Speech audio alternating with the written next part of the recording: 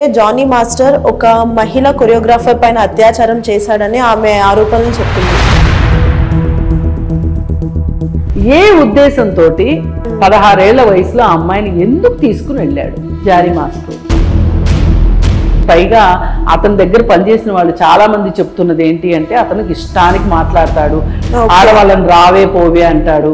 ఈ జానీ మాస్టర్ని కొంతమంది వెనకేసుకు రావడం వెనక వాళ్ళ కారణం ఏంటంటే ఆ అమ్మాయి కంప్లైంట్ చేయటం వెనక వేరే కుట్ర ఉంది. అది ఇది కాదంటే ఆ అమ్మాయి వేరే రాష్ట్రం అమ్మాయి. ఏ అమ్మాయి అయితే ఎక్కడ అమ్మాయి అయితే మీకెందుకు?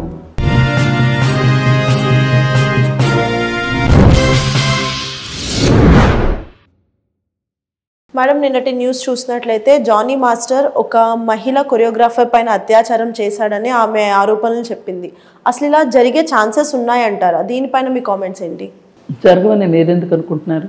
అనుకోవట్లేదు. అంటే ఒక ఫేమ్ ఉన్న పర్సన్ ఆల్రెడీ మనం చూసినట్లయితే కోల్కతా సిచ్యువేషన్స్ కానీ, దానికి ముందు నిర్భయ గొడవలు కానీ, ఇలాంటి రేప్ సీన్స్ చాలా చూస్తున్నాం. అలాంటివి జరుగుతున్నప్పుడు ఆ కేసు బయటకు వస్తే ఎంత ఘోరంగా ఉంటుంది అని జనాలు చూస్తున్నారు కదా. సో చూసినప్పుడు ఒక భయం అనేది మనుషులో ఏర్పడాలి. అందులో అంత ఫేమ్ ఉన్న పర్సన్ జానీ మాస్టర్ ఒక డాన్స్ కొరియోగ్రాఫర్ అయి ఉండి ఆయన అలా చేశాడు అని అంటే చాలా చిల్లర్గా అనిపిస్తుంది అది. సో అది ఎంతవరకు నమ్మశక్యం ఉంటుంది? అలా అనుకోవద్దండి. ఇప్పుడు నిర్భయ ఘటన జరిగిన తర్వాత వాళ్ళకి ఉరిశిక్ష పడిన తర్వాత ఈ ఉరిశిక్ష పడడానికి నిర్భయ సంఘటన జరగటానికి మధ్యలో దేశంలో ఉవ్వెత్తున ఉద్యమాలు వచ్చినాయి. అవును, బహుశా మీరు చాలా చిన్నవాళ్ళు అయి ఉంటారు అప్పుడు. అంటే దాదాపు 10 సంవత్సరాల క్రితం, 12 సంవత్సరాల క్రితం. అవును, మరి అట్టుడికిపోయింది దేశం అంతా. మరి అదంతా చూసి మానాలి కదా, జరుగుతూనే ఉన్నాయి. అలాగే అత్యాచారం చేసిన వాళ్ళని ఎన్కౌంటర్ చేస్తున్నారు. ఎన్కౌంటర్ చేస్తే భయం వేసి మానేస్తారు అని. మరి ఎన్కౌంటర్ చేశాక కూడా జరుగుతున్నాయి కదా. ఉరి శిక్షలు వేస్తే మానేస్తారు అనుకుంటున్నారు, అయినా జరుగుతున్నాయి కదా. అందుకని ఇక్కడ ఇంపార్టెంట్ ఏంటంటే ఇక్కడ మనిషి మనస్తత్వం ఇంపార్టెంట్. ఆ మనస్తత్వం జానీ మాస్టర్కు ఉన్న తర్వాత అతనికి ఒక నిస్సహాయురాలైన చిన్న అమ్మాయి కనిపిస్తే చేయడం ఎందుకు అనుకోవాలి మనం? అతనికి ఆ మనస్తత్వం లేకుండానే ఉండాలి. ఆ మనస్తత్వం ఉంది కాబట్టి 14 ఏళ్ల అమ్మాయి డాన్స్ కాంపిటీషన్కి వచ్చింది. ఆ అమ్మాయిని 16 ఏళ్ల వయసులో తన ట్రూప్లోకి రమ్మని ఆహ్వానం పంపించాడు. తర్వాత ఆమెను తీసుకొని వేరే రాష్ట్రాల్లో అంటే బాంబే అట్లా షూటింగ్స్ చేస్తూ ఉన్నాడు. అప్పుడు ఆ షూటింగ్ చేసే టైంలో ఆ అమ్మాయి వయసు 17 సంవత్సరాలు.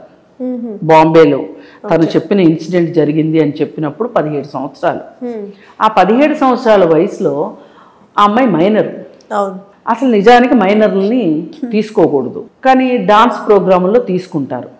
అప్పుడు ఏంటి రూల్స్ ఉన్నాయి మనకి అంటే తల్లిదండ్రులు ఖచ్చితంగా ఉండాలి పక్కన. అయితే తల్లి కానీ తండ్రి కానీ ఎవరైనా ఉండొచ్చు. లేనప్పుడు ఇతను కనీసం తన తల్లినైనా తీసుకెళ్ళాలి అవసరం అనుకుంటే. లేదు తన దగ్గరున్న పనిచేసే వాళ్ళు ఎవరన్నా లేడీనైనా తీసుకొని వెళ్ళాలి. ఏ ఉద్దేశంతో 17 ఏళ్ల అమ్మాయిని 16 ఏళ్ళు కరెక్ట్గా అమ్మాయికి 16 ఏళ్ల వయసులో ఆ అమ్మాయిని ఎందుకు తీసుకుని వెళ్ళాడు జానీ మాస్టర్? దీని వెనక ఎందుకు కుట్ర ఉందని ఎందుకు అనుకోకూడదు? తీసుకెళ్ళిన తర్వాత అక్కడ చేశాడని చెప్తుంది ఆ పాప. ఇప్పుడు ఆ అమ్మాయి మేజర్ అయింది, కానీ అప్పుడు మైనర్. కానీ మైనర్కి ఎప్పుడైనా సరే తన జీవితంలో జరిగిన దాని గురించి మాట్లాడే హక్కు ఉంది, కంప్లైంట్ చేసే హక్కు ఉంది, సమాజానికి చెప్పే హక్కు ఉంది ఆ అమ్మాయికి. ఆ రోజు ఎందుకు చెప్పలేదు అని మాట్లాడుతున్నారు కొంతమంది పెద్ద మనుషులు. ఆ రోజే చెప్పాలని ఏమి లేదు.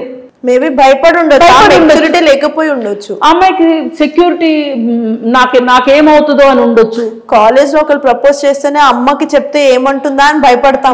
కాలేజ్ మానిపించేస్తారు. రోడ్డు పైన ఎవరైనా ఏడిపిస్తే నువ్వు బయటకు వెళ్తే ఇలాగే జరుగుతుంది అంటారు. ఇలా మనం ఎన్నో చూస్తూ, కానీ మనం మనుషుల్లాగా మాట్లాడాలి. కనీసం మనుషులు చేసే పనులు మనం చేయలేకపోయినా కానీ కనీసం ఎవరైనా చేసిన దాన్ని మాట్లాడడానికైనా మనం కూడా కొంచెం కనీసం మానవతా విలువలు పాటించాలి. పాటించట్లేదు. ఎంత వెకిలిగా, ఎంత హీనంగా, ఎంత జెండర్ ఇన్సెన్సిటివిటీతోనూ మాట్లాడుతున్నారు చాలా మంది. జరిగింది ఎప్పుడో కదా, ఇప్పుడు ఎట్లా చెప్తావు, నువ్వు అప్పుడు ఎందుకు చెప్పలేదు అని. అలాగే ఇంకొక ఆయన సినిమా ఇండస్ట్రీకి సంబంధించిన ఒక ఆయన ఏమంటున్నాడంటే అదేంటి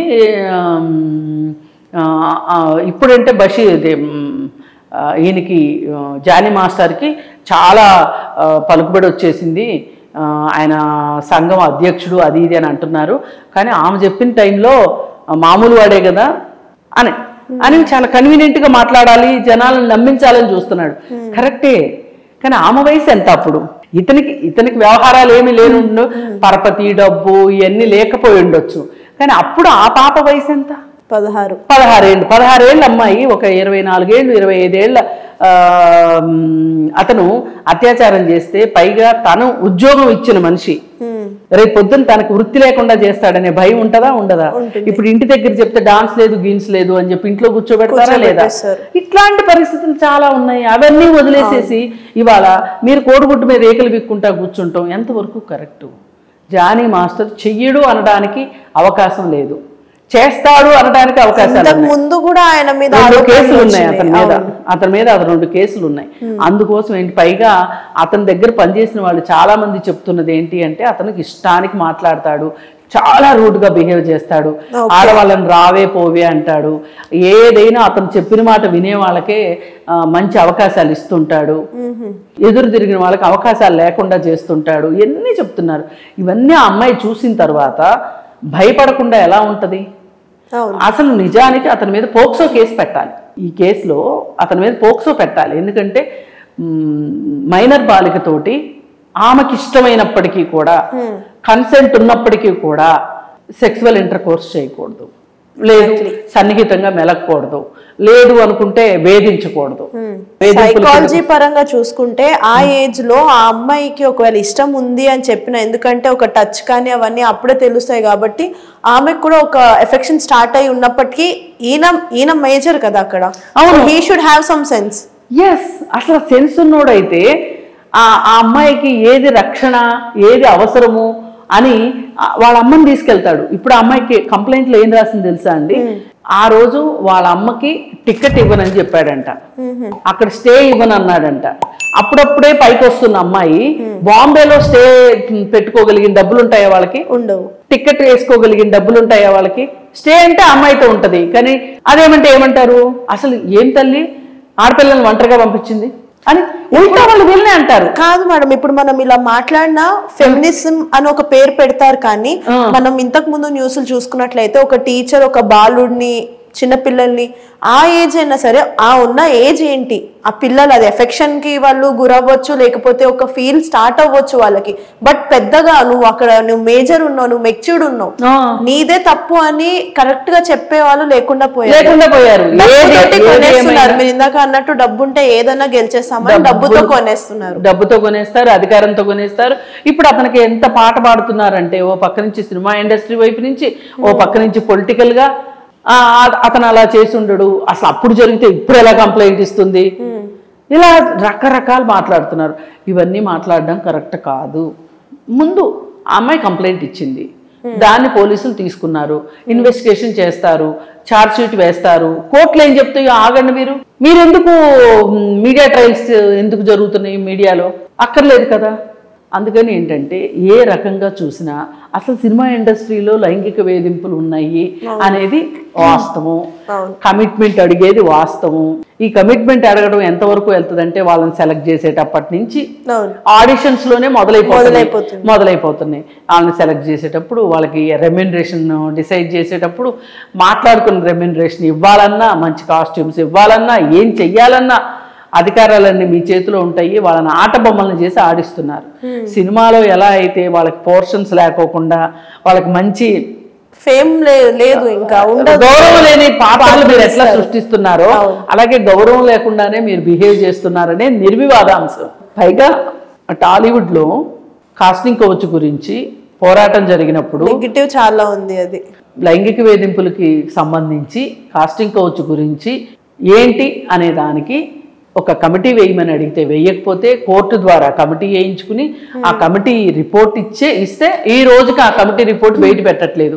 ఎందుకంటే ఆ కమిటీ రిపోర్ట్ బయట పెడితే ఎవరి జాతకాలు బయటపడతాయో అని భయం, అందుకోసం అది బయటికి రానివ్వట్లేదు. ఇప్పుడు కూడా ఈ జానీ మాస్టర్ని కొంతమంది వెనకేసుకు రావడం వెనకమాల కారణం ఏంటంటే అతనికి కొంతమంది దగ్గర చాలా మంచి గుర్తింపు ఉంది, ఆ కొంతమంది ఇతను బాగా వెనకేసుకొస్తారని అలాగే అతను ఒక పొలిటికల్ పార్టీలో ఉన్నాడని, ఆ పార్టీ వాళ్ళు నిన్న ఏదో పార్టీ కార్యక్రమాలకు దూరంగా ఉండమని వాళ్ళంటే, ఇప్పుడు ఆ పార్టీ తాలూకా వాళ్ళు వచ్చేసేసి ఇక్కడ మీడియా ఛానల్స్లో కూర్చొని అబ్బాయి అదేం లేదు, సస్పెండ్ కాదు చేసింది, పార్టీ కార్యక్రమాలకు దూరంగా ఉండమన్నారు అంతే, కానీ దీని వెనక ఏదో కుట్రుంది, ఆ అమ్మాయి కంప్లైంట్ చేయటం వెనక వేరే కుట్రుంది, అది ఇది కాదంటే ఆ అమ్మాయి వేరే రాష్ట్రం అమ్మాయి. ఏ అమ్మాయి అయితే ఎక్కడ అమ్మాయి అయితే మీకెందుకు? ఇదే వాళ్ళ ఇంట్లో వాళ్ళకి ఎవరికైనా మాట్లాడతారా? ఆకాశం భూమి ఏకం చేస్తారు మళ్ళీ వాళ్ళ ఇళ్లలో ఏదన్నా జరిగితే. అందుకని ఏంటంటే ఏది ఏమైనా ఒక మైనర్ని ఇలా చేసినందుకు, మేజర్ అయిన తర్వాత చేసినందుకు, అలాగే ఆ అమ్మాయిని వేధించినందుకు, పైగా ఈ అమ్మాయి వాళ్ళ ఇంట్లో ఉంటే తలుపు తీయను అంటే తలుపు కూడా బద్దలు కొట్టాడంట అతను, అంత చేశాడు. పైగా భార్య కూడా వచ్చి మాట్లాడేదంట, పైగా మతం మార్చుకో, మతం మార్చుకో, పెళ్లి చేసుకోవాలి అని, ఇలా రకరకాల చాలా వేధింపులకు గురి చేశారు. ఏమి ఆధారాలు ఉంటే అమ్మాయి దగ్గర ఆధారాలు బయట పెడుతుంది. ఏది ఏమైనా ఆ అమ్మాయికి న్యాయం జరగాలి. ఈ న్యాయం జరిగేలోపు ఆ అమ్మాయికి వీలైనంత మంది మద్దతు ప్రకటించాలి. అలాగే ఆ అమ్మాయి ఆత్మధైర్యం కోల్పోకుండా చూసుకోవాల్సిన అవసరం ఉంది. ఇప్పుడు ఝాన్సీ ఫిల్మ్ ఛాంబర్ హాల్లో వాళ్ళు మీటింగ్ పెట్టుకొని ఆ అమ్మాయికి మేము అండగా ఉంటాము, సహాయం చేస్తాము అని చెప్పారు. అలాగే కొంతమంది ఎన్జిఓ వాళ్ళు కూడా ముందుకు వచ్చారు. అసలు ఉమెన్ అండ్ ట్రాన్స్జెండర్ గ్రూప్లో నేను కూడా ఉన్నాను, జేఏసీలో. మేము అసలు ఊరుకోము ఇట్లాంటివి, మేము ఆ అమ్మాయికి వీలైనంత సహాయాన్ని అందిస్తాము. ఏది ఏమైనా మనిషిలో ఉన్న ఇలాంటి మనస్తత్వాన్ని, నిస్సహాయంగా ఉన్న మనిషిని, అడవిలో లేడి పిల్లని, జింక పిల్లల్ని పుల్లు సింహాలు ఎలా వేటాడతాయో అలా వేటాడాలని చూడటమే చాలా దురదృష్టకరం. అవంటే జంతువులు, మనం మనుషులవి, మనం అలా చేయటం ఏమాత్రం కరెక్ట్ కాదు. పైగా ఇలాంటి వాళ్ళకి వంతబాడేవాళ్ళు, సహాయం చేయాలనుకునే వాళ్ళు ఆ దుర్మార్గంలో వీళ్ళు పాలు పంచుకున్నట్టు ఒక రకం. ఇవి చూసి మీరు అన్నట్టు ఫిల్మ్ ఇండస్ట్రీలోనే కాకుండా ఏ ప్రొఫెషన్ తీసుకున్నా, టీచింగ్ దగ్గర నుంచి, టీచర్ నాకు అవసరం ఉందండి, నాకు స్కిల్స్ ఉన్నాయి, నన్ను ఎంచుకోండి మీరు టీచర్గా, నాకు వేకెన్సీస్ ఉన్నాయి కదా అని అంటే, అక్కడి నుంచి కూడా ప్రతి ప్రొఫెషన్లో నువ్వు ఇది చెయ్యాలి అని అంటే నాకేంటి అంటే ఇది అదొక కల్చర్ ఫామ్ అయిపోతుంది ఇంకా మనకి. ఏదైనా ఇట్లాంటిది మటుకు నడవటానికి వీల్లేదు. ఎవరైనా ఇలాంటి పరిస్థితిలో ఉన్నవాళ్ళు ధైర్యంగా ముందుకు వచ్చి మాట్లాడండి, మీ కష్టాన్ని మీరు చెప్పుకోండి, మీకు న్యాయం జరుగుతుంది. ఒక రోజు కాకపోతే ఒక రోజుకైనా న్యాయం జరుగుతుందని నేను నమ్ముతున్నాను.